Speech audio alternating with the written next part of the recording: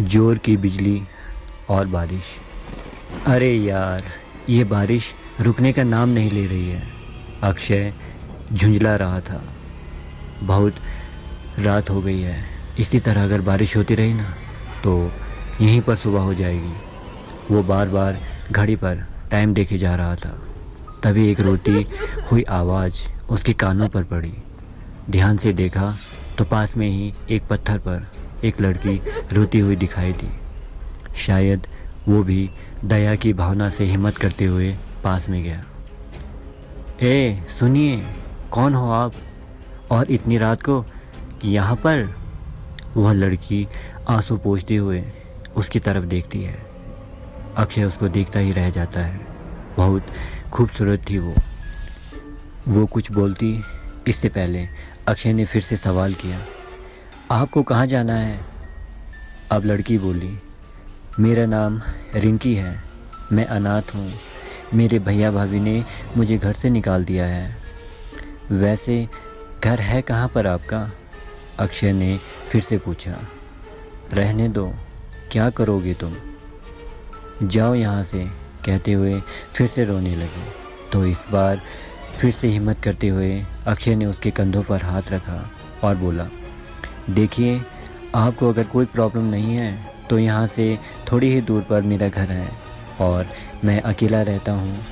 आप चाहो तो वहाँ रह सकते हो। इस बार लड़की ने हल्की सी स्माइल की। नहीं नहीं, देखो, मेरा कोई गलत मतलब नहीं। अक्षय को बीच में ही रोकते हुए रिंकी ने ओके बोल दिया और दोनों भीगते भीगते घर पैदल चले गए। सुबह जब नींद खुली तो अक्षय के सिर में दर्द हो रही थी। उसे सर्दी हो गई थी। रिंकी को नहीं देखा तो अजीब लगा। कहाँ चली गई? फ्रेश होकर ऑफिस चला गया। अगली रात फिर वही सब हुआ। वो अक्षय का इंतज़ार कर रही थी। रिंकी, तुम फिर से यहाँ? कहाँ चली गई थी तुम? बस तुम्हारा इंतज़ार कर रही थी अक्षय, चलो घर, कहते हुए रिंकी ने अक्षय का हाथ पकड़ा। अक्षय को कुछ भी समझ नहीं आ रहा था। कई दिनों तक ये सब चलता रहा। अब रिंकी उसे घर पर ही मिलती थी, खाना तैयार करती थी। अब अक्षय को भी उसे दिलचस्पी होने लगी। उसने एक रात उसे प्रपोज कर दिया। रिंकी ने भी हाँ कर ली। दोनों साथ रहने लगे और अब दोनों का प्यार और भी ज़्यादा गहरा हो गया। हर रात दोनों इंटीमेट हो जाते। धीरे धीरे अक्षय बीमार रहने लगा तो ऑफिस में उसके दोस्त ने पूछा तो अक्षय ने अपनी आप बीती उसे सुनाई।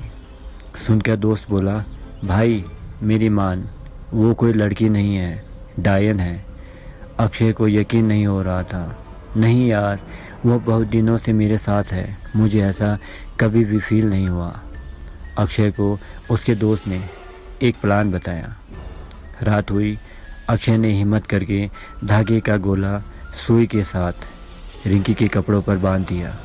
सुबह हुई तो सामने जो भी था, यकीन नहीं हो रहा था। अक्षय ने धागे का पीछा किया जो सीधे शमशान तक अक्षय को ले गया। वो धागा एक हड्डी से बंधा हुआ था। पूजा पाठ हवन कराने के बाद ही अक्षय की जान बची और उसने दोस्त का शुक्रिया अदा किया। कहानी के बारे में अपनी राय ज़रूर दें। मिलते हैं अगली कहानी में। अपना प्यार बनाए रखिएगा। धन्यवाद।